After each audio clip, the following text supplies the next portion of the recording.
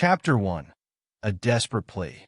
The galaxy had not been kind to the planet Vhelara, home to the Zhettari, an alien species that had been both warriors and farmers for centuries. The Zhettari were known for their resilience and strength, but that was before the war. The war with the Zhettari Empire had ravaged their world. The invasion was swift and brutal, and by the time the human colony on the adjacent moon received the distress signals, it was already too late. By the time I arrived on Vhelara, most of the Zhettari were either dead or enslaved. The survivors were left to wander the wastelands, broken and scattered. I had been sent as part of a humanitarian mission to aid refugees, but nothing could have prepared me for what I found.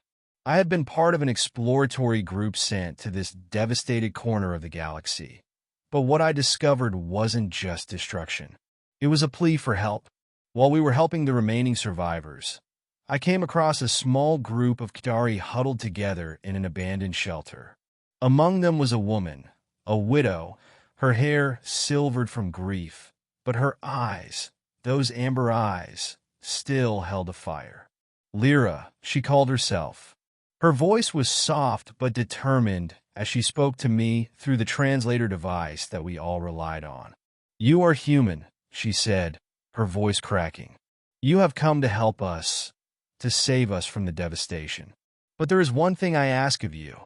I knelt down to her, listening intently. She was weak from malnutrition and exhaustion, and her 2 children clung to her side. Their skeletal frames, their hollow eyes, told a story of too many days without food, too many nights spent hiding from the remnants of the war. "My children," she whispered, "they are starving, they have lost everything. I ask you, please adopt them, and be my mate. Together, we can start anew. Together, we can rebuild what was lost." I had heard of people desperate to survive, but I never imagined someone would ask for something so personal, so unexpected. The gravity of her words was clear. Her entire people were gone, and her children were all she had left. If I could help them, I could give them a chance at survival. And in return, Lira offered something that transcended mere survival. She offered a future, a chance to heal and rebuild. Chapter 2. A New Beginning. Lira's request was a difficult one. At first, I wasn't sure what to do. The human culture I came from didn't easily embrace interspecies relationships, let alone the complex dynamics of adopting alien children. But as I spent more time with Lira, I began to understand. She wasn't just asking for help for the sake of her children. She was asking for a chance at a new life, a life she could no longer have on her own, in a world that had been torn apart by war.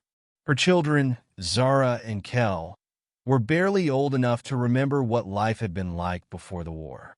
Their world had been reduced to rubble, and their parents, Zira's father and Lira's mate, were both lost in the conflict. I couldn't imagine the pain Lira must have felt, the weight of losing everything. But she had one wish left: to protect her children, to give them a future, and to heal the wounds the war had caused. "I don't know if I can be the mate you wish for," I said, "but I can help you. I can adopt them, take them in, give them the care they need to survive. And maybe, together, we can find a way to rebuild, not just the land, but the heart of your people." Lira's face softened at my words, and she gently hugged her children close to her. "I knew you were different. You're kind. Humans are known for their resilience and empathy. Perhaps that's why I asked. Perhaps this is the only way to heal." Chapter 3. The Bond That Heals. In the days that followed, I took Lira and her children to the human colony on the moon. It was a small but thriving settlement, a place where humans were working to reclaim the galaxy and build peaceful alliances with the scattered races across the stars. There I gave Lira and her children a home, food, shelter, and most importantly, safety. I enrolled Zara and Kell in the local school, where they could learn the ways of humanity, and I began to teach them about the world I came from. But the bond between Lira and me grew deeper with each passing day. I took care of her, helped her regain her strength, and together we learned about each other's cultures. Though we came from different worlds, we both shared a common purpose: to rebuild, to heal from the wounds of war, to give hope to those who had none.